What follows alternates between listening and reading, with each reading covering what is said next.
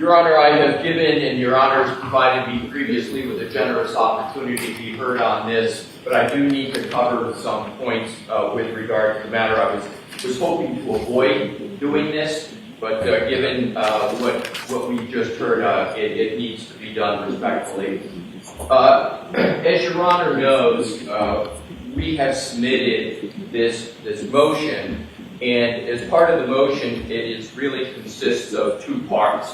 The first part is the text and the basis for what we're requesting. I'll come to that in a moment. And then attached to it is Exhibit A and Exhibit B, and those exhibits are our best effort at transcribing, because there's not an official transcript at this point of exactly what happened. Why do we put in the exhibits? We put in the exhibits because we believe it really sets forth and illuminates quite vividly what occurred. It occurred rather rapidly, but I think this allows for a much more these exhibits allow for a much more reflective analysis. So just briefly, what, as we know, happened is Attorney Brennan took Exhibit 88 encased in whatever the plexiglass material, had it set up, and we understand this now in retrospect, behind the witness stand, and then at a certain time in the cross-examination of our witness, Dr. Wolf, confronted Dr. Wolf with it as part of an accident reconstructionist cross-examination and challenging Dr. Wolf on several aspects. And this one was particularly apt. The subject matter, not the manner of the examination, was, Dr. Wolf, you're saying this, these are your theories. However, did you consider and take into account the holes in the back of the hoodie? And that led to a series of questions and a series of answers. And I want to go right to the end, because I think going right to the end better elucidates what actually occurred and the depth of the issue and the problem here in this misconduct, which we believe was intentional.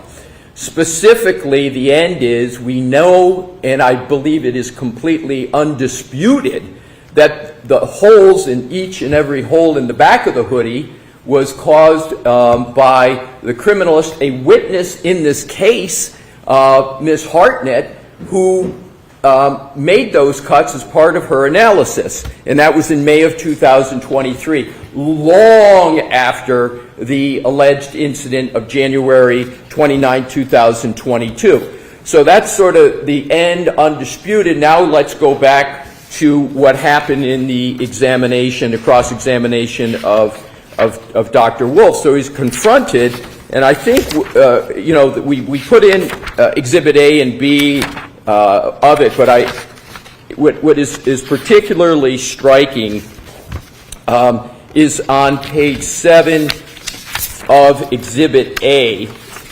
and it's the colloquy that starts in the middle, which we've yellow highlighting, Attorney Brennan saying, when you were making that opinion about consistent or inconsistent, did you ever consider whether there were holes in Mr. O'Keefe's sweatshirt other than the right arm?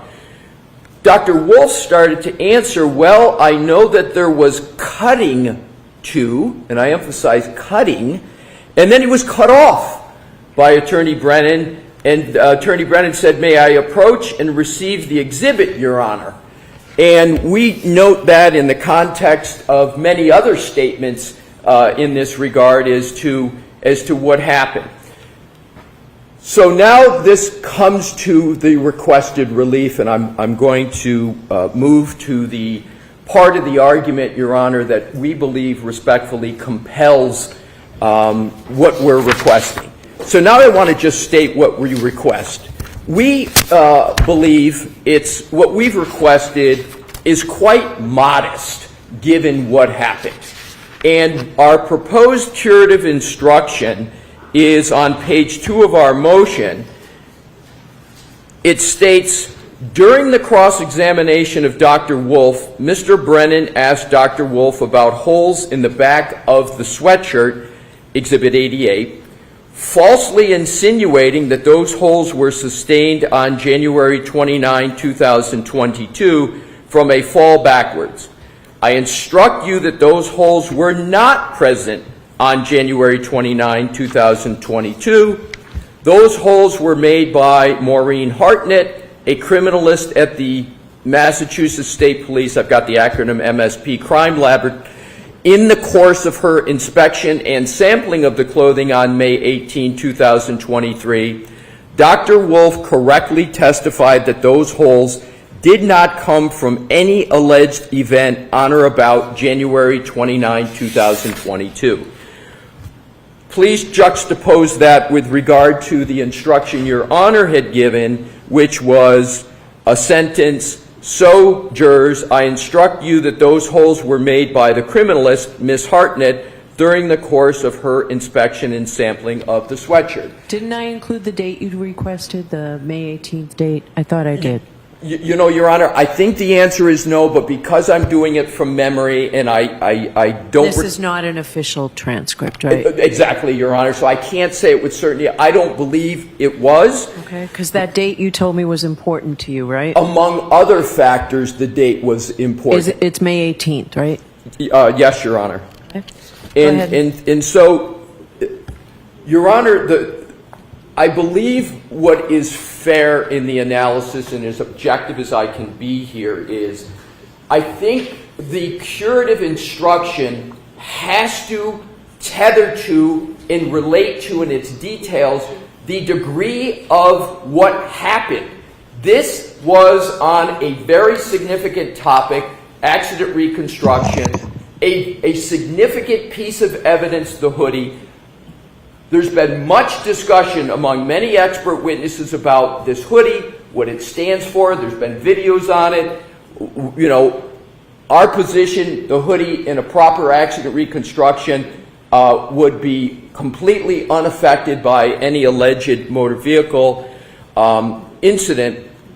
And then to show the witness on this for the defense, it clearly left the impression to any objective observer that Dr. Wolf had somehow been incompetent, which is 180 degrees of the reality, but also that he just wasn't otherwise diligent, and the jury, therefore, should not weigh and value his opinion. This is very, very significant, and I underscore, Your Honor, we didn't cause this problem. We didn't cause any of this issue. So, to me, I do not understand why the Commonwealth would not support this. What we have written down here supports the truth. We all, I believe, should have the common goal of the jury receiving the truth.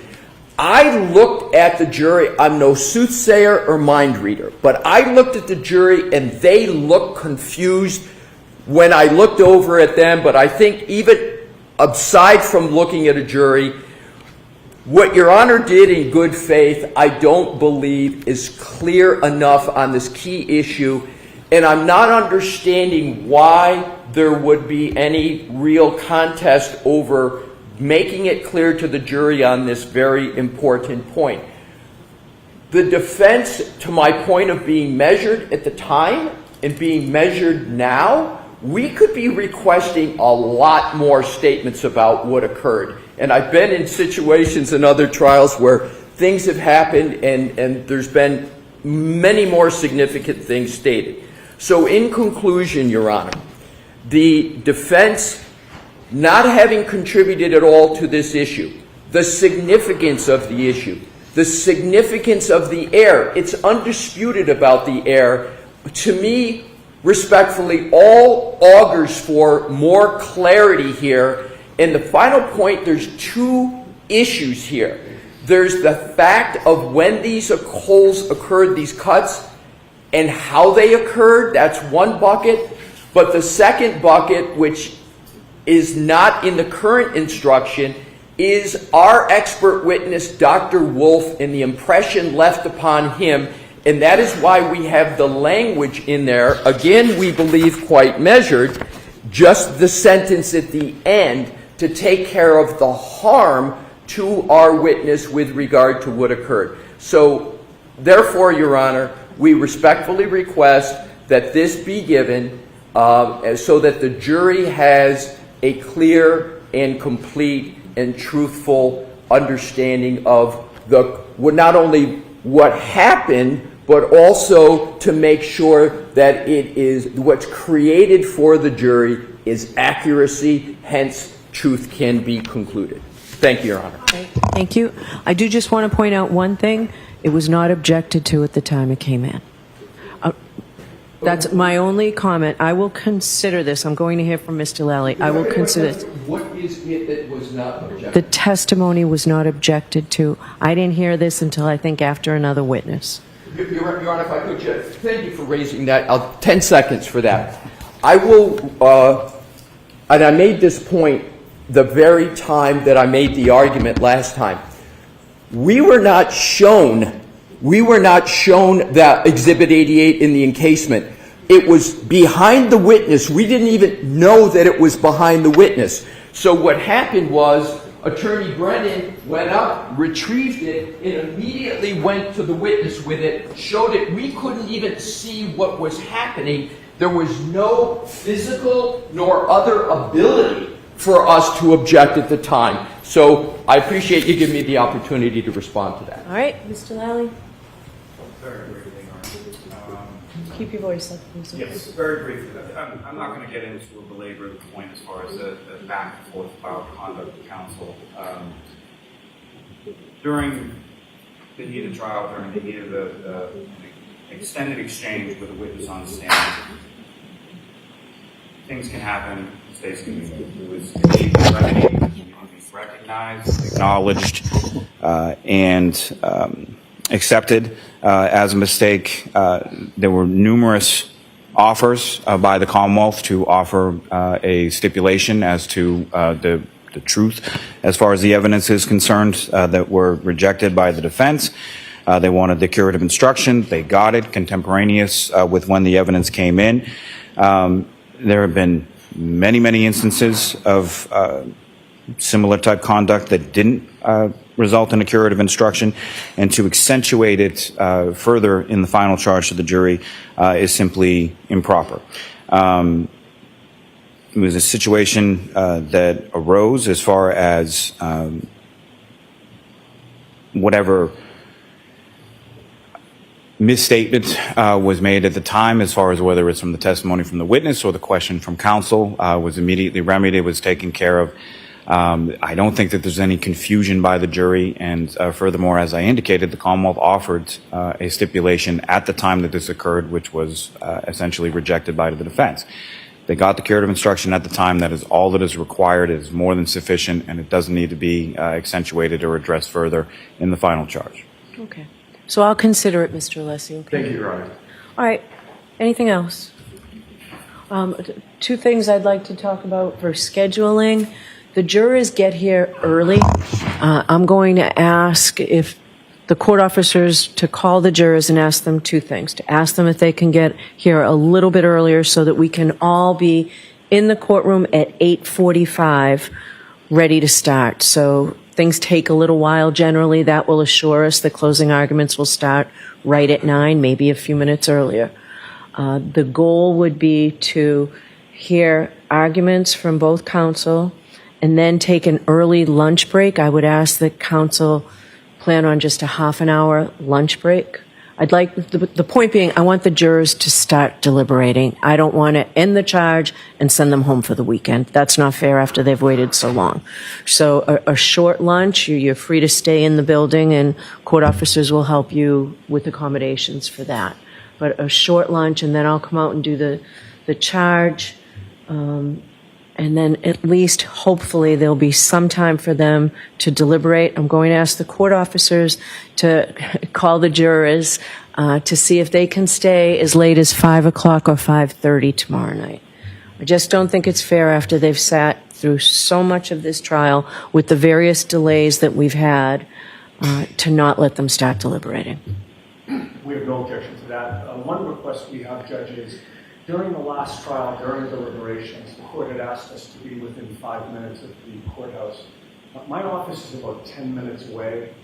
I'm sure we can make accommodations for that. Okay.